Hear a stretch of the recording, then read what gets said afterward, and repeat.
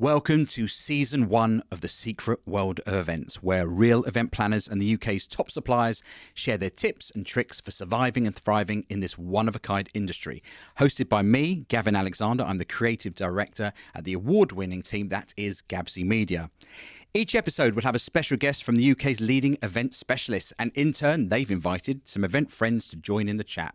You'll hear guests share their secrets on how to create a successful event, the do's and do nots of organising parties, the client experience, finding creativity and thinking outside the box.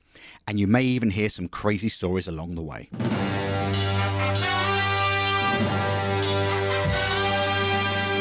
Great to have you here. I had decided I wanted to get into events. Don't rush into anything. Left university and pretty much went straight into it. It's just got to happen.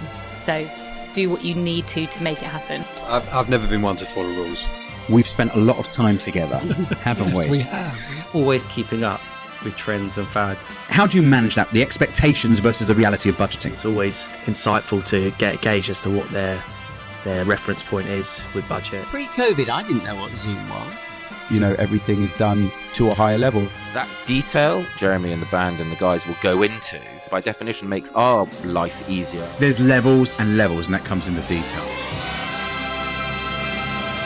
Welcome to this episode of the Secret World of Events, a dream event. And today I'm joined by a superstar of the events industry, Matthew Henning, who must be one of the most experienced party planners on the planet, with a career spanning 35 years in the luxury event world. Now, Matthew has chosen a very special guest to bring along, the world-renowned Simon Lycett, who in his own right is nothing short of floristry royalty, a star of radio, television, and an author of 2 books, and he has a unique perspective on creative events. Great to have you here. Lovely to be here, Gav. Thank you for inviting us. Simon. Yes, thank you, Matthew, for inviting me along. You're Matthew's chosen one. How exciting. It's only because the others weren't available. I couldn't possibly do it without you, Simon. Very old, dear friend of mine. Now, Matthew, talking of old, dear friends, for full disclosure, you and I go back a very, very long way, don't we? We certainly do, Gav. Look at that, Matt. Wow. That's my parents' back garden. By the way, they still live there. 109 Portland Crescent, if you want to go and visit them. Yep. Have they landscaped the garden Look since? at that beauty. That's me at the front there, and that's you sitting next to me, the birthday boy. Great. That is my 4th birthday party, 1974. All I can say is style has never left me. Orange shirt. And a mullet. And unfortunately, Gavsy, your hair has left you. I know, completely. Well, moving on from that, we played a little bit of football. I love this. Look at that. That's me on the left with my father behind me. Yeah. And Matthew, that's you, I believe, the goalkeeper. In the goalkeeper's kit. The tallest goalkeeper ever. I know. No wonder we leaked so many goals. I know that photograph. Sorry, going back to that photograph, if you don't mind, has very special memories because of Gary. Yeah, who's behind you? Who was behind me? Who I was extremely fond of. Yeah. Who was taken from us. Yeah, much too soon. Passed away in a car accident when he was 18. Yeah, very sad. Lovely man. Moving on to our 1985, Matthew. Wow. My dad's in the picture again. He made it in, and there you are, outfield. The reason being, I broke my arm playing in goal once and immediately came out and played as a striker and scored a goal. You were there. And Brian Abraham. That's right. Never, ever played me in goal again. There we go. Fast forwarding on a few years, where did it start for you, Matthew, the world of events? It started actually working in a youth club. When I was 10, 11 years old, I wanted to have this fantasy of being a DJ. And so I started working for the Thunder Flash Roadshow. I remember it well. Do you remember that? Yeah. And do you remember the name of the people that did it with us? No. I do. Andrew Sinclair and Max Siegel. I don't remember Max, but I remember Andrew and I remember his face. But I don't remember I don't remember them. Mobile discos were all the rage, weren't they? They were. And so I was involved with that for a couple of years, probably a bit older than 11, actually, probably more like 13 years old. And then I got involved with a group of boys who introduced me to the world of Banana Split. That's correct. And I worked for Banana Split really on a full-time basis from about 16 years old. Yep. Yeah. That would have been 1985. 85, yeah. Shh, don't tell everyone. Shh, don't tell everyone. Now, Matthew, whilst I don't have a picture of you at Banana Split in 1985, funnily enough, I have a picture of me in 1985 as a Banana Split. Look, in a full tuxedo with, look at that. Remember those old rigs? I remember them very fondly of how heavy they were. They were incredibly heavy, weren't they? And Julian God bless him, did make us slap those units around. Didn't he? And particularly at the Mayfair Hotel was one that we all hated. Yeah. There was one in Downstairs. Essex with the lift. What was the one in Essex at the top of the tower? That was a horrendous game. As I was in charge of allocating the events to you, I never probably... You always made sure I got the shit jobs. You went to the shit ones and I did the proper ones. So life for you started pretty much at Banana Split. Correct. Yeah. I worked there from, as I say, it was about 1985. I tried to work in a bank at 16. I was asked to leave after 2 months of basically not turning up. And then I did nothing else. That's all I've ever done. And for you, Simon, floristry, flowers? I've always wanted to be working with flowers since the age of 7. I was born and brought up in Warwick, where my parents live, and I went to a local flower show at the age of 7 and just immediately was mesmerised by it. And went home and created a marquee with a sheet over the washing line, the old traditional way, and set up my own flower show. And it was all I ever wanted to do ever since then. And aged 14, I did a wedding for friends of my parents. Norma, who lived next door but 2 to my parents, used to teach floristry, city and guilds. So I would go and did an apprenticeship from the age of 7 onwards, sitting in her garage, helping her in inverted commas and learning to create. And I've never ever had any formal training, but it's something that intrinsically I love doing and I'm able to do. And virtually everybody that works with me has never had any formal training either. It's just a hands-on love of the job. And yes, and also if you don't know what the rules are, you're never afraid to break them. It makes it so much easier to be innovative. I think, Matthew, you live by those sort of ideas, don't you? If you don't know what the rules are. I've never been one to follow rules. No. I'm just not that way inclined. Going back to when I was at school, I just never could deal with authority. I mean, so out of all of the planners that we all sort of know and love, around the sort of whole community, you are vastly experienced. I mean, dare I say it, probably one of the most experienced, as in my intro sequence said, on the planet. There can't be many people who've done it longer than you. I doubt it at this point in my life. I think that, I've been working in this industry for 37 years and I had an incredible upbringing in it. I was very fortunate to work for Banana Split at the time and had a lot of responsibility on my shoulders because Julian was working on other projects, and so I was left to help run his London business. And I formed my own company in 1998 and it has just been a whirlwind since then. What becomes the inflection point where you decide to sort of go it alone? That's a very big word. Sorry. Inflection point is a good word. So there was a lot of personal reasons why I went alone when I went on my own, which shall remain personal. Absolutely. And it's only called The Secret World of Events. No need to reveal any secrets. No need for that. It wouldn't be appropriate. Yeah. And it was really an eye-opening experience to go on my own. I never thought that the level of success would happen so quickly. I was very, very fortunate, and it's been highly, highly enjoyable, really, ever since. Now, I see the two of you boys, you work together an enormous amount, and over the years we've all worked together. I thought I'd bring up some pictures to sort of, show. I wish I'd known you were showing pictures, because I saw an amazing picture of Simon and I back in... I've had such awful 13 years ago, and honestly, shocking Simon, haircuts. You were so weird looking, honestly. It's just... That's quite polite for you to have said weird, actually. Yeah, I'm weird. I mean, I was going to say some other words, but yeah. I refused. My mother, my wife told me to behave. Simon and Matthew, talk me through this. This was a party we all did together a few years ago at Old Billingsgate, wasn't it? Joyous Old Billingsgate, which is quite a challenging venue to make feel intimate, soft and gentle. And it was for a bat mitzvah with an under-the-sea theme. And how did you get to an under-the-sea theme for a bat mitzvah? Where does the creativity come from that? So that sorry, Simon. You're gone. That was directed...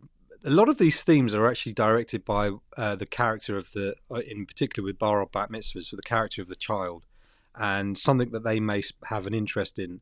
I don't remember to hand what that was with this young lady, but certainly that's something that the client would have indicated to us. I seem to remember it came quite strongly from the client. It's one of the first questions I will always ask anyone when I'm talking to them about, in particular, a bar or bat mitzvah or a sweet 16 party is, tell me about your child. Tell me what their bedroom looks like. Yeah, tell me what they wear. She could have said, where would she loves The Little Mermaid. She didn't. It was something, it was much more than that. But I always try and find out, okay, tell me, where would they go shopping? Where would they, if you gave them 500 quid and told them 3 of their mates could go off and enjoy the day, where would they go? That's the interesting thing, because you find out a bit about the child. And quite often they'll say the parent will say a throwaway line that is the most salient in when you then dig deep and find out what makes that child tick. Because I don't want to do a bar or bat mitzvah that's gorgeous and swanky for the parents. I want to do it that has an essence of the child involved. Yeah. What I love most working about both of you is that I feel like when we all come together to do a party, the levels of creativity that come into this across the board really do upscale things. And Simon, it's not usually all about flowers, because even looking at these images, the props you have, the use of them within the flowers. I think we are a bit unusual in as far as we are very happy to work with all sorts of other materials. We love having bespoke things created that nobody's got. And we love working with other than flowers. I mean, we're very happy to do parties that don't involve a single stick or stem of flower or foliage, and it's just as satisfying for us. Yeah, I remember an event which I don't know if you've got pictures of, Gav, that one of the first events I ever worked with Simon on was Harry Potter. But also that's where I'm so dependent on Matthew, on the production company, on you, because I need what I create to look like what I create. And I get really annoyed when I walk into a room and someone's put strange filters on the lights. I'm a pin spot, so suddenly my flowers are brown instead of white. And clients will say to me, will you have a conversation? Will I have a conversation? I'm so bloody bossy. Of course I will. I'm expensive. My flowers are gorgeous. And I want them to look the best they possibly can be. Yeah. I'm in love with that photo. That's great. It's one of my. I have got 1,000. And by the way, thank you to Blake Ezra for these photographs, because Blake does a great job. And when I look through the jobs we've done and the photography, never mind the video, I haven't bothered with our own stuff, but it just stands off the page, doesn't it, in terms of and I think the rooms are stunning. Capturing images of events is very, very challenging, because you're trying to hone in. You almost want the sort of the guest's eye view from the table, but you also want the vast scale and detail of all of it. One of my favourites, Strictly Charlotte. We love that. Yeah, I this started off, Matthew, with you and I in a meeting, and she loved Strictly Come Dancing, and the whole evening was turned into an episode of brilliant. Strictly Come Dancing with spoof videos, spoof judging, ballroom dancing. I have to say, by the on, host that, and hostess. on that event, Gav, there was a lot of your content was really made that party. That was a really look at fantastically that shot. thought. Yeah, it was great. It's a great looking event. I mean, from my perspective, I'm was very at Claridge's, lucky. wasn't it? That's at Claridge's. That's my favourite venue in London, just because of the intimacy in the room, for the number that it can hold. It doesn't matter how you set that room up; it just feels amazing every time.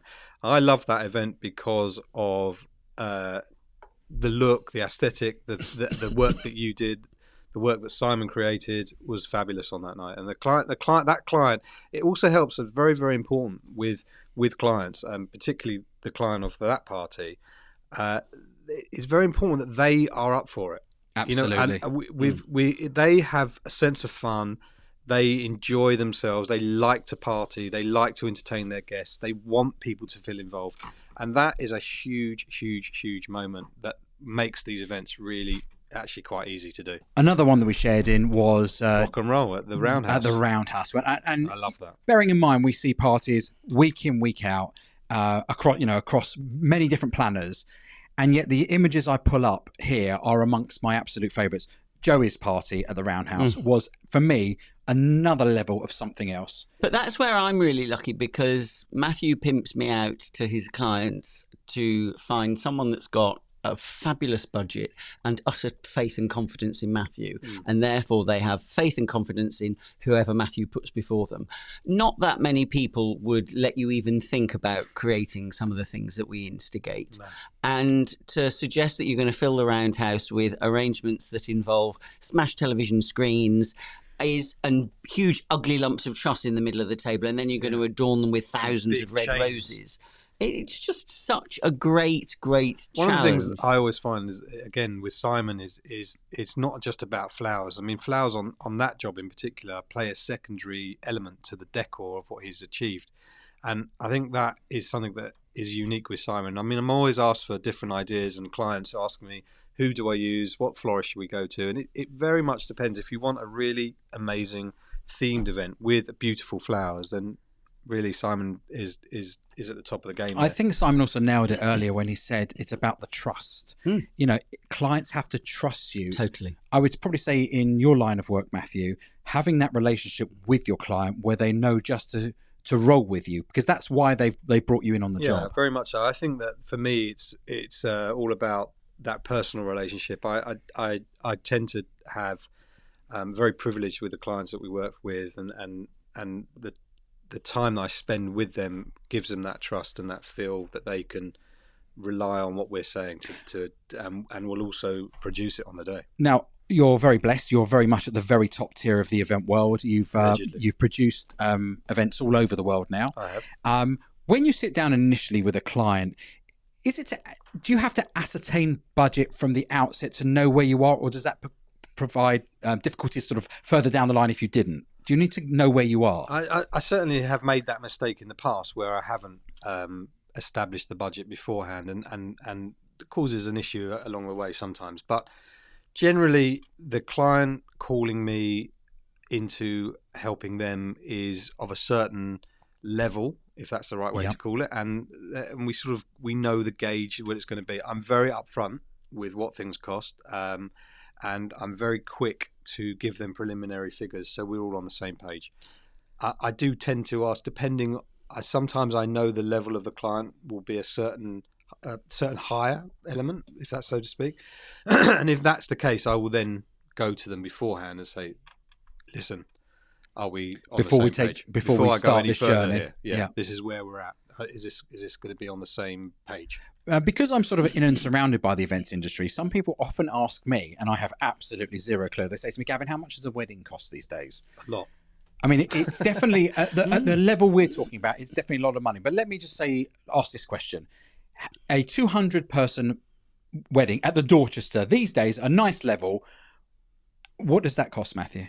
It's going to cost you, in my view, definitely no less than six figures. Starting six figures. I would say that's cheap. Yeah, but it's not. It's not $100,000. No, that's what I'm saying. I think you also have to qualify that, because people listening will think that's a lot of money. You could buy a house for that in parts of Britain, and at the moment we're talking. It's tough out there for a lot of people. We've worked 30 years to get to this position, to be given these budgets, and also it's not a huge amount of money in the back of Matthew's pocket and the rest of it goes on a nice wedding.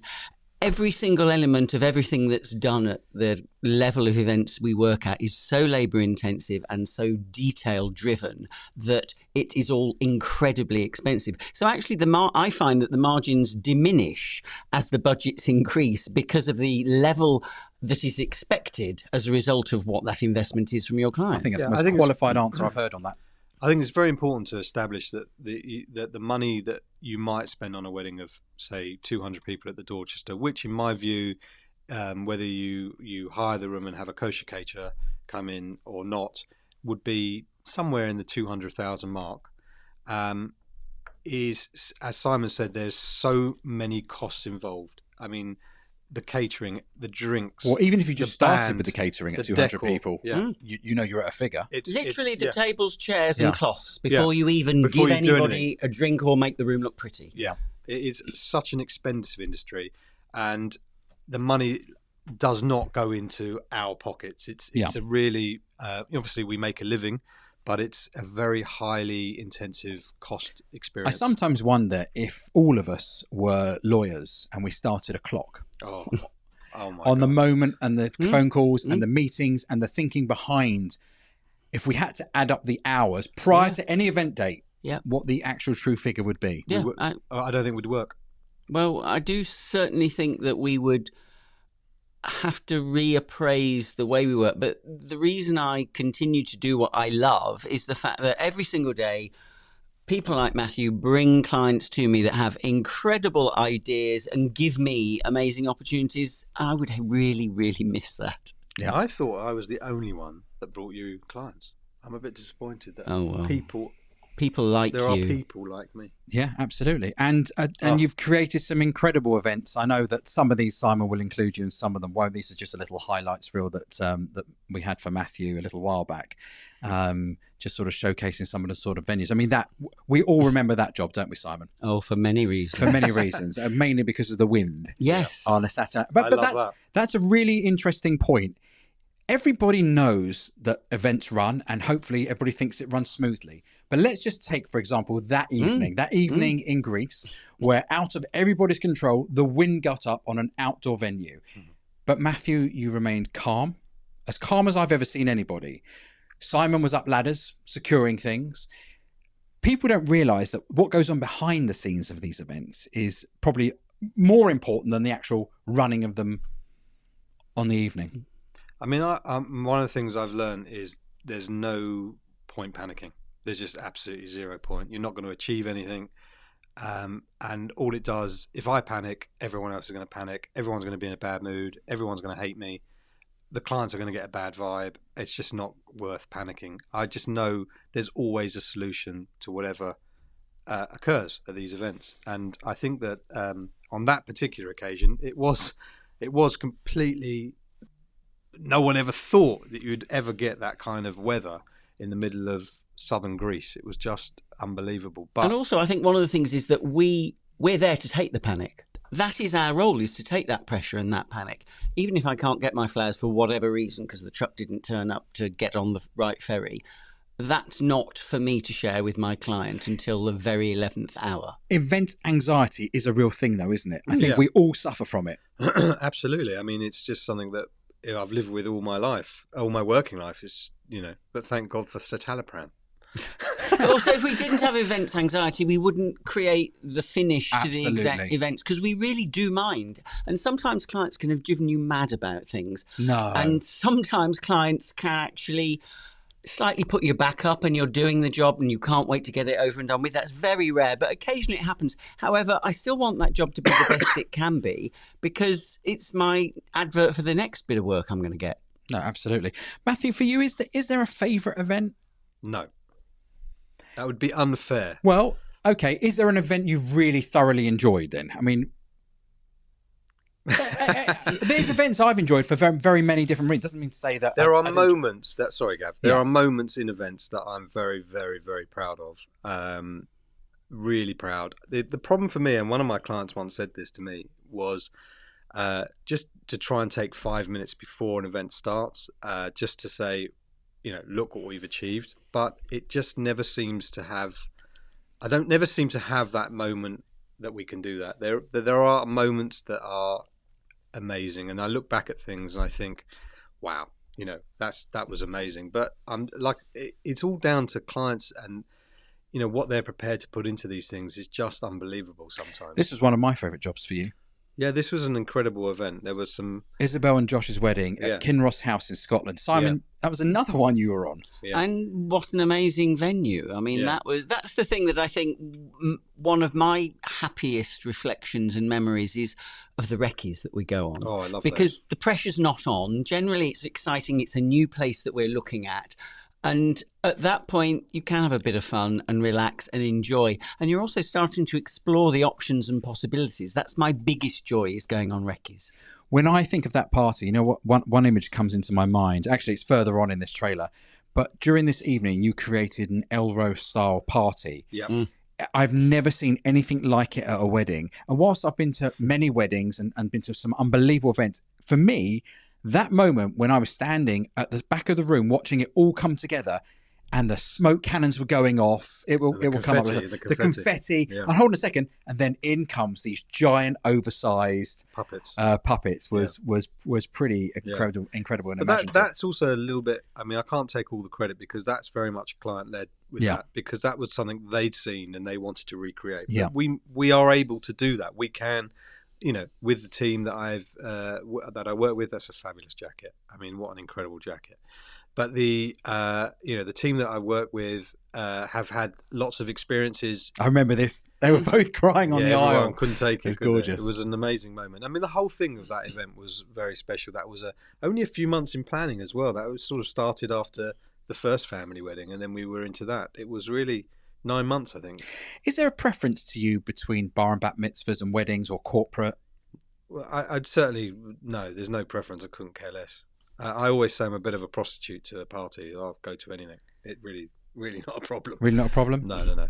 I mean, I don't mind doing anything. I think the weddings are a little bit more fun because it's not having to worry about children as much. So you get to play with fun ideas like the ale row experience or a fantastic cabaret or something that's really I mean, that room. I mean, that was amazing. That room. When everybody walked into that room, Simon, and saw what you'd created in there. But also, that was a very unique setup, wasn't it? Do you remember that? With the dance floor, everyone sitting around the dance floor. And again, it was really a fantastic party. It went until very, very late. I remember that. It was like 4 a.m, wasn't it? Yeah, it was 4 a.m. Yeah. I remember standing there and literally going 4 o'clock in the morning. The host went to bed and I left and went straight to the airport. Yeah. It was literally that. My flight was 6 o'clock in the morning. I just packed my bag and went. Yeah, it was a stunning weekend. Of course, you had a festival before that as well. Saturday we had a festival party, which was again it was unique to certain clients. Yeah, they have a certain certain not way. Is that the right thing to say about them? Just that they want to party. They want to really enjoy themselves. They're spending a lot of money, so they want to make the most of it. And that's great. I mean, we are very lucky with this kind of thing where we have clients that will give us the opportunity to do amazing work for them. I look back at work and I'm looking back at this and I'm thinking how proud I am that we produced this film for your client, because it's the canvas you give us, the pair of you, that bring this to life as a backdrop that just makes it look. I mean, look at that. It is pretty sensational, isn't it? Yeah, it was. And but by the also way, the lens that's within your eye and your team's eye captures what I'm always thrilled about is when I get images through, or you'll kindly send me a snippet of a film that you've done and you've caught all the gorgeous bits that were blood, sweat and tears for Matthew and I to sort out, organise and actually make happen, but you catch them, which is what makes it so special that we all... Here's this look at that. Look at this. I was actually at that party as well. You were? No, you were a guest. I was. You were a I guest. actually was seen on the dance floor. My husband loves to dance. I'm shocking at dancing. It's like the energy level just went up again, didn't it? What was quite funny was watching the 50 oldies disappear the moment it started, which was sort of partly the guests. Yeah, that was what the client's idea plan was as well. Yeah, just absolutely stunning. Do you remember that party, Gav? There was a moment of that evening that you and I experienced. Do you remember what happened on the staircase? Did we have a kiss? The steps. We're not going to talk about it, though. We didn't kiss. What did we do? No, you we're remember not talking about that it. young man who'd had an unfortunate accident? Oh, yes. Well, this is the secret world of events. That's probably one thing we don't want to say. Let's just say a gentleman had an accident. That's probably the easiest way to sort of come across that. Ooh. Simon. Gosh. Look at you. Full bloom. Yes. Talk to me. Star of TV. Yeah. Only in America. How did it come around? How did Full Bloom come around? I had worked, for years there's been bits and pieces I've done telly. I'm very good at showing off and I'm quite confident with flowers. So dead easy for me to talk on telly about flowers. So I've got a bit of a reputation for doing that. And then I was asked to consider being involved in a Netflix project, which was The Big Flower Fight. And it went on a bit, and in the end there was talk of me being a host. They decided they wanted American hosts. I was a judge on it. They had guest judges each week. It was fun, but it was just for me it was a missed opportunity because it wasn't flowery enough. You can still see it now. There's lots of plants involved, not many flowers. And then suddenly I got a call out of the blue one day. Would I have a Skype call with someone about a floristry competition in America? And I thought, I don't want to be in a floristry competition. I really don't. I think you thought you were going to enter it. Yes. Anyway, they were asking me if I'd be the host of it, which was hugely flattering. I had 2 more Skype interviews, and then I was offered the role. Can I ask you, it was being on Skype, was it in 1984 or something? It was before Zoom. It was pre-COVID. It was, and then we didn't know what Zoom was. Before COVID. Pre-COVID, I didn't know what Zoom was. Wow. And you don't know what an iPhone is, do you? Just. And Simon, we all know, because it's legendary, you royal family and your connections for the Queen. I've been really lucky. I've worked for the royal family for 25 years, mainly through the late Lady Elizabeth Anson, founder and doyen of events, who started Party Planners, and she was the Queen's cousin. And she used to have this extraordinary system where she would audition florists and caterers for future work by asking you to supply flowers for a dinner. And then she would invite various members of her family, quite often the Queen Mother or the late Queen would be there, and they would all critique the food they'd eaten and the flowers in the middle of the table. And depending on whether they liked you or not, you may be offered work in the future. Amazing. And I was really lucky because I distinctly remember now the arrangement I created was a basket filled with Margaret Merrill roses, which are really beautiful, scented English garden roses. They're one of the very favourite flowers of the late Queen Mother. And so I got the job, didn't I? And so I was then asked to do... you did your research? It was pure luck. Oh, it was luck. Then I was asked to do flowers for some of their parties, private and not so private. And it's been a huge, huge privilege. What was the biggest achievement in terms of like the biggest showcase for the royal wedding, royalty you did? I think probably I would now. I used to say doing the flowers for he's now our king and Queen Consort's wedding. I would have said that when he was the Princess of Wales, but I would probably... The Princess of Wales? Princess of Wales, the Princess of Wales. Sorry, I'm running these teeth in for a friend. But... Can I just say, he's never been a princess. He's a prince. The Prince of Wales, when he married the Duchess of Cornwall. However... He's now our king. I think it's probably on reflection, it's being asked by the Royal Horticultural Society to create their platinum tribute to the Queen at Chelsea Flower Show in May of this year, because... it was an incredible thing to do. We sort of all knew she was not going to last much longer. And I got to meet her for the final time, which was just very special. Beautiful. Very special. Matthew, for you, in terms of... we can't talk royalty because you've probably never done anything for any of the royal family. I have not worked for the UK royal family. Okay. But I have worked for royalty. You have? On a number of occasions, yes. Share with us. Unfortunately, I can't. NDAs? Yes. Okay. Let's talk about then pop royalty, because that's something that I know everyone would be intrigued about. Tell us some of the sort of celebrities you've been asked to work with and had to bring into some of your events. So we've worked with a number of high-profile artists, working with Elton John on a number of occasions, Lionel Richie, Robbie Williams, and recently Lady Gaga. Unbelievable. An unbelievable lineup. It has been an incredible lineup, and those are the moments that I'm a huge music fan, as you probably know. Of course. And those are huge moments for me because they're not necessarily my cup of tea in terms of music, but these are global artists that are, everyone knows, and everyone knows their music so well. And when those moments happen in events, those are the moments I think, wow, that's something really special. I mean, the Lady Gaga moment in the summer was amazing. It was one of the truly memorable moments, mainly because I had to negotiate with the artist directly on how she would present her first song. And that was, something that I came up with, an idea that I suggested, and had to work it that she felt it was her idea. And it worked, and it was... But of course, it was her idea, yeah? Of course. Absolutely. Yeah, absolutely. No influence at all. None at all. And when it happened, it was hugely successful. It was really a very, very special moment. The beautiful thing and almost the shame of these things is, and quite rightly, nobody gets to see this stuff apart from the family. Yeah. But obviously, we've viewed the footage, and it's incredible. That performance, spine-tingling. It's actually spine-tingling. Yeah. When she came on, it was an incredible moment because, as I said, it was something that we choreographed pre-event, and then she performed longer than she'd been contracted to. She went about 25 minutes over what she was contracted to do, and it was an incredible performance.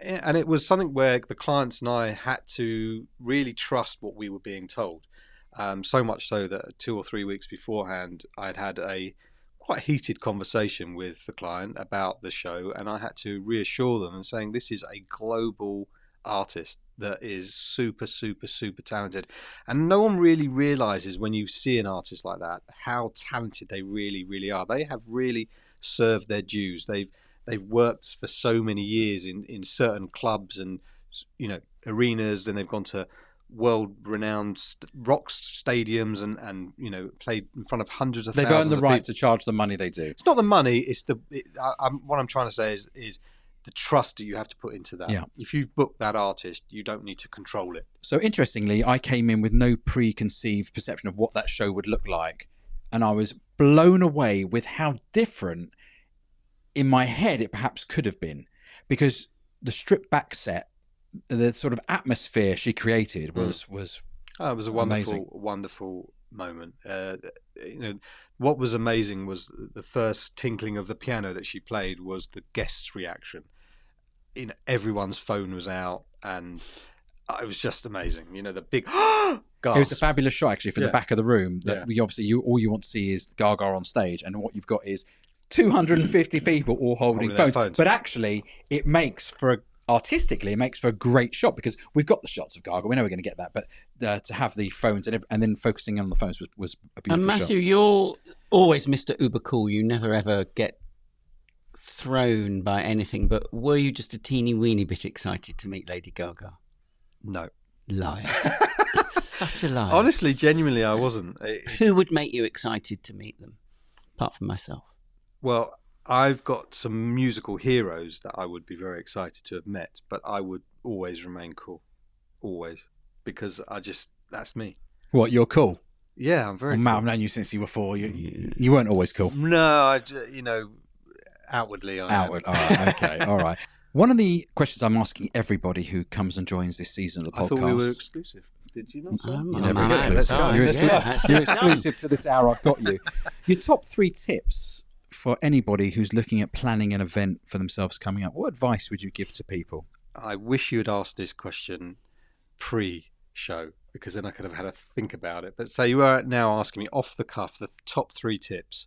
Call me, call Simon, okay, and call Gavin. There you go. I'll take that. Simon, is there one rule you sort of live by in your business? I think it is make broad brushstrokes and be bold with events, because there's no point trying to spread a budget to do little tiddly biddly bits here, there and everywhere. Make one F-off statement and make it well. I agree. I think that's a really good... I like the idea of a bold statement. I think there's no point doing an event and being boring. I recently held my own son's bar mitzvah, which you were a guest. Absolutely. And unfortunately, Simon turned us down. He couldn't make it that night. But it was something that I wanted to do for him. But, as my wife said, it was a bar mitzvah for me, really. And well, it's not what you would expect that a party planner would throw for his son. No. And that's what which was great. The thing is, it was an intimate party. It was only 80 or so people. And I just wanted to do something where everyone would feel comfortable and knowing that it was a fun evening, which was really important. But that goes back to the bold thing that Simon said, is there was something at that party that was particularly big and bold, and it made it stand out, in my view. We get some questions in from Instagram, which I'm going to throw at both of you. Let's have a little look on the screens. From Arsene Curation, the band are offering to do production, and so is my planner. Who should I use? Well, there are levels of production that should be considered here, because it very much depends on an overall aesthetic and budget. That's quite an important thing to bear in mind. And sometimes the band will have a standard production that they offer. It's not necessarily the right thing for your event. Moving on, for Kelly Louise. Simon, what's the biggest job you've done? Oh, that would probably be... I was lucky enough to do the flowers for Jim Henson's memorial service. He's the man that created the Muppets. Of course. And as a result of doing that, I ended up doing the flowers on 4 Weddings and a Funeral. And as a result of that, I then got a bit of a reputation. You did the flowers for the funeral of Jim Henson. Yes. That is amazing. How? I had done some work. I used to do flowers for TV commercials, and I did a lawnmower commercial for Flymo, and it was called The Garden Lends a Hand, and they had all these amazing animated creatures and plants that were all done by Hensons. So I got to know the team quite well, and it was at the time they were filming a Muppet Christmas Carol, and they were on the next set. So we used to go, and I would spend my lunch hour looking at all those sets. And so when he died, I was asked to do the decor. Unbelievable. And it was in St Paul's Cathedral, and we had Big Bird walk down the aisle, and we turfed it and had foxgloves and park benches, because he used to live on Haverstock Hill and walk on Hampstead Heath with his wife every day. That's amazing. What an amazing story. Yeah. Never heard that from you. That's fantastic. I've always got a surprise up my sleeve. One thing about Simon, though, if you go with Simon on a recce, never let him direct you. Just putting it out there, if you ever get the opportunity to go with Simon, particularly abroad, where you get lost, you'll never find where you're going. That's all I can say. Simon, what's he on about? Venice? Oh no, yeah, quite. But also, never let Matthew do the timekeeping, because we ended up having to do a diversion into a shop in Paris and missed our train home, which was very annoying. I needed a new ski jacket. There you go. Not that I ever go skiing. Is it more cost effective to have a wedding abroad? This is a question that a lot of people throw at me, funnily enough, when they're talking around events, and they say, "Oh, I'm thinking about having the wedding abroad because I heard it's so much cheaper." I mean, the answer is no. It can't be, can it? Absolutely not. The costs of doing things in Europe, for example, are so high now. Obviously, when the pound was great against the euro, at 180 at the time, many years ago, was very effective. But now, it being 1-to-1 almost, absolutely not. And in fact, I would say it would cost you more. Because I would imagine, and the funny thing is, when I see these events take place, what they do is they bring all the suppliers, the band, from the UK out to their function. So you've got transport, hotels, catering. Generally, no. Sorry to interrupt, but I don't think that's as much of a case anymore. I mean, I've very lucky to have worked a lot abroad, as with Simon, and we tend to use local suppliers now. But the costs of the local suppliers is extraordinary. That's so much so. I mean, I have considered pre-Brexit. We have actually done events where we have brought the whole production from the UK because it was cheaper, but it's not anymore. It's definitely not a way to go about it. Okay. Next up, what's the average cost of a wedding these days? That's too broad, isn't it? It's to say, it depends who. Depends on your budget as well. It also depends on what audience you're aiming at. I mean, that you can have a wedding. You don't have to spend £10,000. No, you could. It depends. Yeah. Okay. Can't answer that, Joanna. Sorry. Whoever you are. Do disasters happen at an event, and if so, how do you cope? They always happen. Always happen. I had an event not too far from where we're sitting today, where unfortunately a marquee many years ago actually collapsed. Part of the marquee collapsed. The thing to do is not panic. You have to not panic, and you have to adapt. And actually, the people that we work with, the catering teams that we work with in particular on that day, all stood up and just dealt with it. It's just an incredible. The one thing about our industry is a family. It really is a family, and the other thing is that we always. Everyone that I work with always wants the best for the clients. None of us want anything to go wrong for them. They're we've spent a lot of time. They've spent a lot of money. They've invested their time as well. They've put that trust in all of us, and none of us want anything to go bad for them. We want it all to be perfect. So if an event happens to have anything go wrong on the day, then it's all hands at deck and no panic. And I can't reiterate how important that is when you say family, because when we all turn up on a job and everybody knows each other and you're all putting together for the one goal, which is your joint client, it's pretty special. It's very special. I really believe that, and I do try to surround myself with teams that we work with regularly. Because I think we get the best out of everybody that way. Absolutely. What's your favourite thing about being an event planner, Matthew? That is a really hard question to answer. I think my favourite thing, I can answer that actually, is the planning. It's the relationship building with the clients. They become friends, and they're sometimes friends for life. They come and go out of my life. They do an event and you won't hear from them again until the next event. But there's some of them are really, we have great memories. Simon, for you, the greatest part of events for you? I think it's the fact that I can never stop coming up with ridiculous ideas, and someone will help me facilitate them. I love that. Just feeding your need. Yes. These ridiculous parties I have in my head every day. Fantastic. They become reality.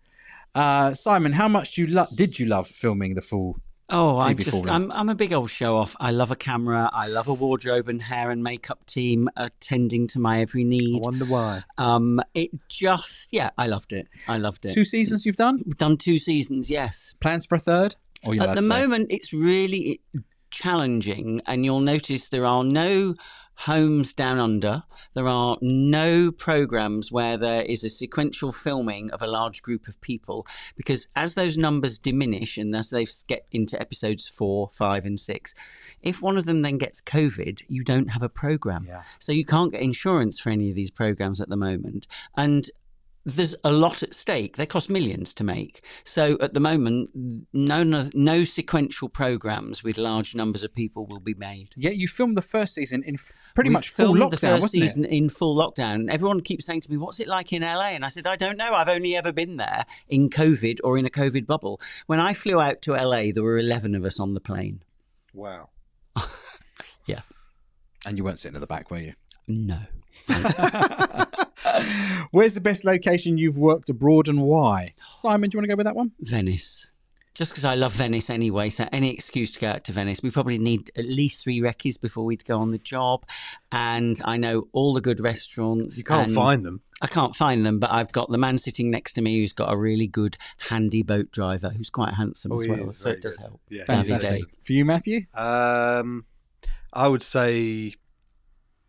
Oh, Paris, so you can go to the Moncler shop on the way to the station. not now, because there's one Greece in at the London. Amanzo is pretty special. I did love the Amanzo, but I hated the transfer between Athens and the Amanzo. It was horrific. 3 hours by car.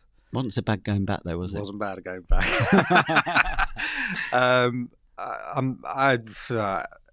I would say I really, really love Italy. I love Italy. Yeah, I'm a massive Italian fan. I love the food. I love the locations. I just think it's beautiful. Last question. How much time would you ideally like to plan someone's wedding? I can do that relatively quickly.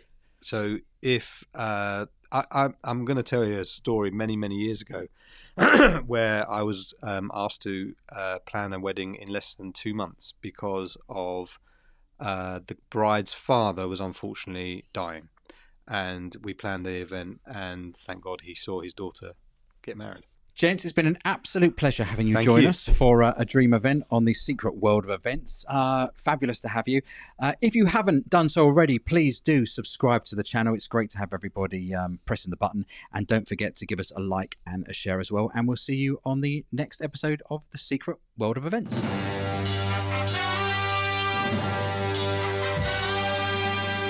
Great to have you here. I had decided I wanted to get into events. Don't rush into anything. Left university and pretty much went straight into it. It's just got to happen. So do what you need to make it happen. I've never been one to follow rules. We've spent a lot of time together, haven't we? We have. Always keeping up with trends and fads. How do you manage that? The expectations versus the reality of budgeting? It's always insightful to get a gauge as to what their reference point is with budget. Pre-COVID, I didn't know what Zoom was. You know, everything is done to a higher level. That detail Jeremy and the band and the guys will go into, by definition, makes our life easier. There's levels and levels, and that comes in the detail.